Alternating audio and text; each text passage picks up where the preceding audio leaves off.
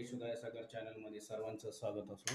Please ईशुदाय Sagar channel सर्वांनी like आणि subscribe करा की जेणेकरून जास्तीत जास्त लोकांना हा व्हिडिओ दाखवतील, जास्तीत जास्त देवाचा गौरव केला जाईल.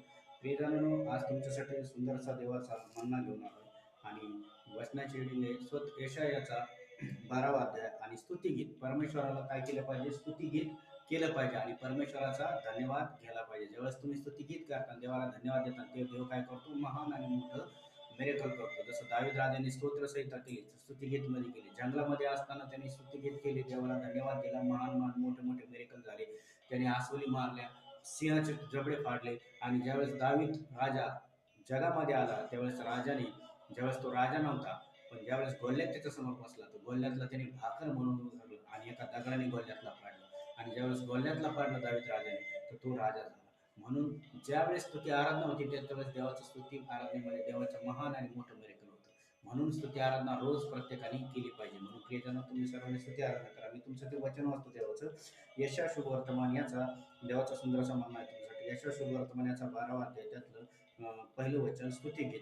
त्या दिवशी तू म्हणशील, हे परमेश्वरा, तुझ्या मी धन्यवाद करतो, कारण तू माझ्यावर कोपला होतास, तो शमला आहे व तू माझे सांत्वन केलेस. हे देवा, माझे तारण कर, मी तुझ्यावर भाव धरतो, भीत नाही, कारण प्रभू परमेश्वर माझे बल व भीत आहे आणि मला तारण झाले आहे. कारण की परमेश्वराचा जो कोप शमला होता, तो आता काय झाला? शांत झाला.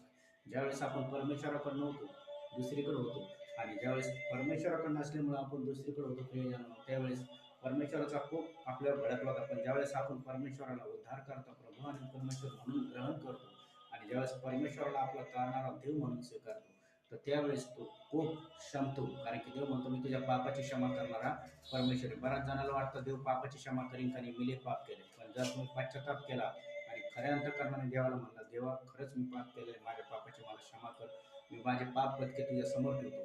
कारण की देव म्हणतो, जर 100 मेंढरातलं एक मेंढरू जर पश्चाताप करत असेल, तर 99 पेक्षा तर एक मेंढराकडे देव धावत येतो आणि क्षमा करतो. देव म्हणतो, मी जे तुझ्या कोपलं होतं त्याची मी तुला काय करतो? क्षमा करतो. कारण की परमेश्वर तुझे, माझे आणि आपल्याचे काय बल आणि गीत आहे. तेव्हा तुम्ही तारण कुंपातून उत्सवातून पाणी काढाल. त्या दिवशी तुम्हाला म्हणाल, परमेश्वराचा धन्यवाद करा, धन्यवाद करा. त्या म्हणाल, त्या परमेश्वराचा धन्यवाद करा. तारण कुंपांचं पाणी काढा व परमेश्वराचा धन्यवाद करा, कारण का त्याच्या नावाचा जयघोष करा. राष्ट्रांमध्ये त्याचे कृत्य वादित करा, तो परम थोर आहे अशी त्याची वाणी करा. त्याच्या पुढे गायन करत त्याच्या कर्णाच्या प्रतापाची व पृथ्वी वादित कर. त्याच्या आगे सियोन सियोन सियोन जयघोष कर, गदर कर. इस्रायलचा पवित्र प्रभू तो थोर आहे आणि तो देव आज देखील थोर कार्य करतो. पवित्र देव